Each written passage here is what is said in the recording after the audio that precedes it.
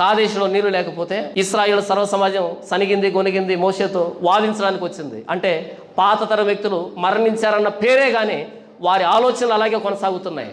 ముఖాలు మారాయి, తరాలు మారాయి, కానీ ఆలోచనలు మాత్రం అవే, బుద్ధులు అవే, తిరుగుబాటు స్వభావం వాళ్ళవే కాదు, ప్రపంచం అందరిది ఇదే స్వభావం. అందరి హృదయం ఏకరీతిగా నిర్మించబడింది.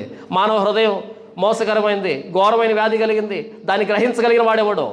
నిజంగా మన హృదయాన్ని మనం గ్రహించినప్పుడు మనలో ఏ మంచితనం మనకు కానరాదు.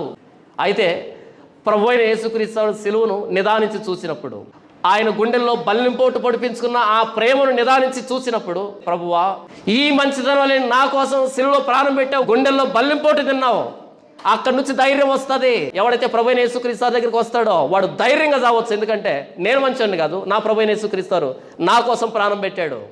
ఉచితమైన నీతి, ఉచితమైన రక్షణ, ఉచితమైన పరిశుద్ధత, ధైర్యం వస్తుంది.